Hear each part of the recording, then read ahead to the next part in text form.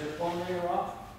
I'm also gonna take this off just because it buzzes. My wrist is just like behind a camera, like dancing. I'm like, I can tell a story, no problem. But sometimes when I have to like, I can't always like express the same way I can like express this way.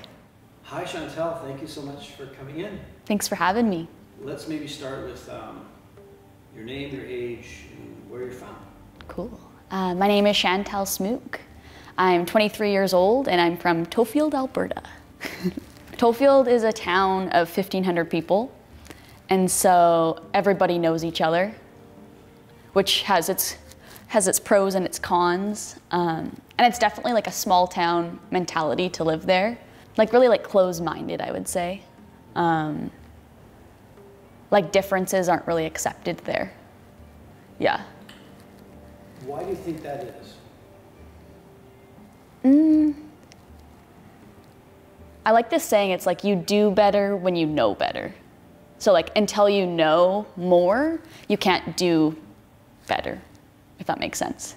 So it's just like a lack of representation there and a lack of like a willingness to find like more information about the world, I guess. Yeah. What were some of the advantages of growing up in a small town? Some of the advantages of growing up in a small town was like the friendliness. And so you'd walk like downtown, which was one street, and you would know everyone. So you'd be like, hey, how's your day going? Kind of thing. Whereas compared to city life, you don't greet people really on the street. You're past so many people here that like, if you said hello to every single person, you'd be so exhausted. But that's the first thing I told my mom when I moved here. My mom's like, how's it going? And I was like, everyone's mean here because no one like smiles on the streets or says hello, but now I understand why, 5 years later. I identify as non-binary, and growing up there, I actually didn't even know that that was a possibility. So even just the idea of being queer, there is just like not a thing, like no one else is queer there. And growing up, I remember hiding that part of myself just because it wasn't a safe space for me to be able to be who I am. I was actually kind of a popular kid living there, but that was just me like being a people pleaser, living to live how everyone else was, but it wasn't true to who I am. In grade 10 summer, I had hair to my hips, and I decided I want to cut my hair. And so I cut it to here, and I went back to school, and the boys teased me, and they like called me a lesbian, and the way they called me a lesbian was like in a negative way. And I remember looking at them and being like, so what if I was? And it just like really shocked them. And it kind of like gave me a little bit of, what would the word be? Gave me a little bit of confidence. Yeah, to kind of like come back at them like that. I left at 18, so I pretty much got my diploma and was like, goodbye. I moved to Vancouver for dance. And so I had like a program I auditioned for. It's called ITP, so Intensive Training Program at Harbour Dance Center. And so that was the plan, like I was gonna do that. I had that plan since I was 16. And then I auditioned, I got it, which was awesome. And then I moved here. My parents like really, really supported my move, which was a really big blessing. For me, it's like, who I date is based on who you are and like the heart you have versus what you are, I guess. And so I just dated whoever like I felt aligned with, which was special. And here that's accepted, like it's allowed. And so it was like this new journey of actually dating people who like are similar to me and like have like similar mindsets, and yeah. So I think I liked a bunch of your stuff because I love it so much. And then you DM'd me and I was like, whoa, cool. And you DM'd me about the music video to do. And then the pandemic hit. But then I feel like we stayed connected.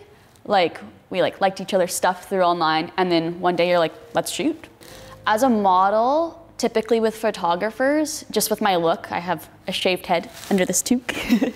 Typically, they see me as like a badass and like someone who's not smiley, and so I'm supposed to be really serious.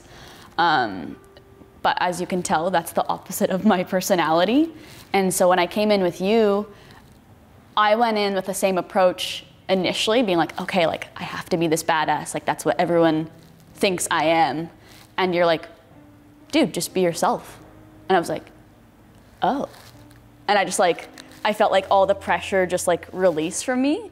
And it was the best shoot I've ever done. Like I got home and I was like, he captured me. Like he saw me for me and loved me for me, which is so special.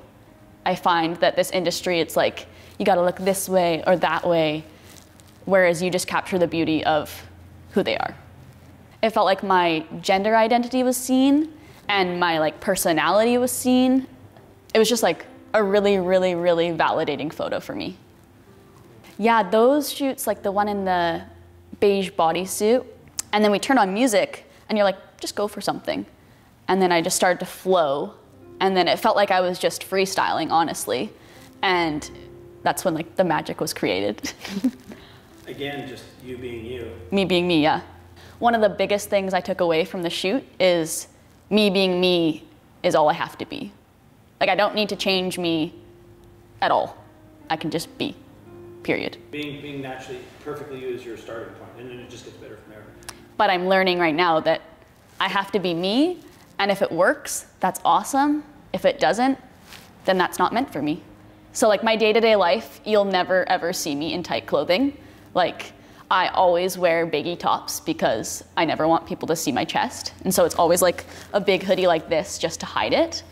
The biggest problem with my chest is that it feels so disconnected from me. So like I was born with it, of course, but I don't think I was supposed to be. I look back at my modeling photos and I'm like, my chest, because it's quite large and so it's typically a big focus. I think I'd love to say what I told you earlier about something about the top surgery, if I could. Yeah, of course. On my way here today, I was reflecting on our shoot and how comfortable I felt, and I was also reflecting on how much I want to get top surgery. And the idea of top surgery and working with photographers has been like a little bit of like an insecurity in my brain, just because obviously it's gonna be a change. But on my way here, I was like, if I'm gonna shoot with anyone to do about my top surgery after, it's gonna be you, because I feel so comfortable and safe, and I feel so me. And so, yeah. Yeah. That's an honor. Give you a hug now.